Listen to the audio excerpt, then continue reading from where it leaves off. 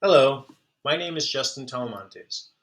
I explored the teen space, or lack thereof, at the Educational Park branch of the San Jose Public Library System. This presentation explores how the physical space at Educational Park Library reflects misaligned priorities and restricts teen participation. I've made a number of suggestions for how Educational Park might better serve its teen users. The library is clean and modern with plenty of light and a pleasant atmosphere. It is in close proximity to four high schools, sharing a parking lot with two of them. Its location and updated facilities make it an ideal space for teen users to spend their time. Unfortunately, Educational Park continues what Bernier, Males, and Rickman identify as the unfortunate LIS tradition of reinforcing and overlooking barriers that impede young adult services. Teens account for over 200 daily visits during the school year. For context, Educational Park's total capacity is 166. Granted, according to staff, a large percentage of teens are in and out during the first 20 minutes after school ends. However, teens still constitute the majority of users at Educational Park between 3 and 7 p.m. Monday through Friday. Please note the floor plan that appears on Educational Park's web page. Teens are allocated less than 10% of the floor space. By contrast, children and adults are allotted roughly 25 to 30% of available floor space each. This disproportionate allocation of space is all too typical in libraries. Very often, children and adult patrons are prioritized at the expense of teenagers.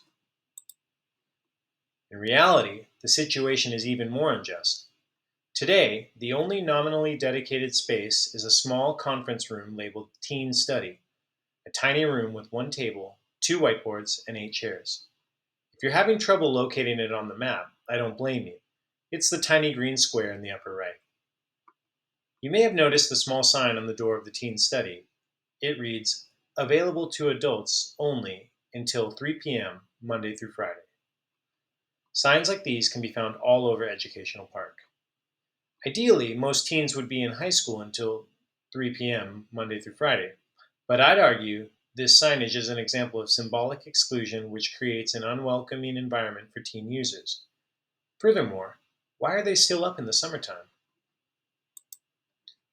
Similarly discouraging signs can be found throughout Educational Park. Take this welcome sign, which outlines the various offenses which will get you removed from the library. Imagine inviting someone into your home only to give them a list of unacceptable behavior that will get them kicked out. Not very welcoming.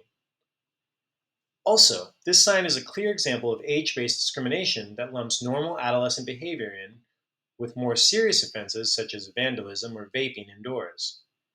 Why are adults so focused on regulating benign actions such as moving chairs? It's clear many adult staff and patrons see teen presence as disruptive. Online reviews for Educational Park are rife with complaints about the number and volume of teen users. Even relatively positive reviews for the branch often comment on the situation. It seems a good deal of time and energy is being spent managing teen behavior. Could that time and energy be spent more effectively? The reality is, for the majority of the year, teenagers are using the library, regardless of whether they feel welcome or not. Educational Park's proximity to four high schools ensures this is a foregone conclusion. In light of this, shouldn't the library reconsider its underlying assumptions about teen behavior and space use in order to more effectively support the developmental and emotional needs of its largest patron group? Perhaps it isn't the teens who need to modify their normal adolescent behavior within the library, but rather the adult patrons and staff who must modify their expectations. The first step towards creating a more equitable and mutually beneficial environment would be to shift signage and messaging to reflect a teen centered approach. The second step involves proactive planning to anticipate and accommodate teen needs.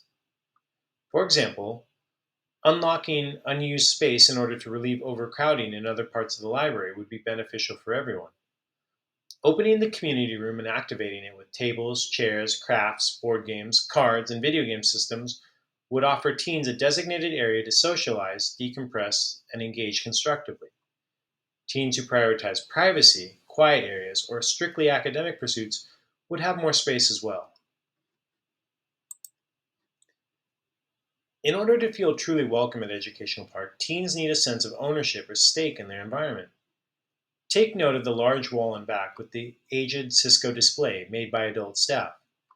Now think back to your teenage years. Is this something you would have hung in your room? Is this something you would have used to signal your identity to others? There's currently no visible evidence of teen creativity or participation in the library. Unlike the children's area, which frequently showcases arts, crafts, and projects, teens are not represented. Their voices are missing. The wall near where teens congregate could be a rotating display space for teen art or projects, signaling ownership, pride, and belonging. Offering them customizable spaces to design, decorate, and showcase their unique talents would go a long way towards creating a truly inclusive teen environment. All the more so if the staff included teens in the decision making process. Imagine how inspiring and empowering that could be. Do educational parks' spatial shortcomings have an adverse effect on teenage participatory culture within the library? For example, teen programming abounds during the school year with crafts, volunteer opportunities, and video game days. However, teen programming dries up when school is not in session because the users simply are not there. One wonders how many more teens might use the library year round if Educational Park demonstrated its commitment to teen users, not just through programming, but by radically reshaping the space they are offered. Educational Park is beautiful, clean, and relatively new. Unlike many libraries constrained by aging infrastructure or limited space, this branch does not suffer from major physical limitations.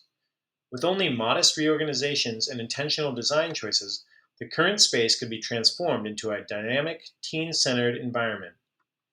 In doing so, the library has the opportunity to affirm the needs, voices, and daily presence of its primary users, establishing itself as a truly inclusive public space aligned with the core values of librarianship. Thank you.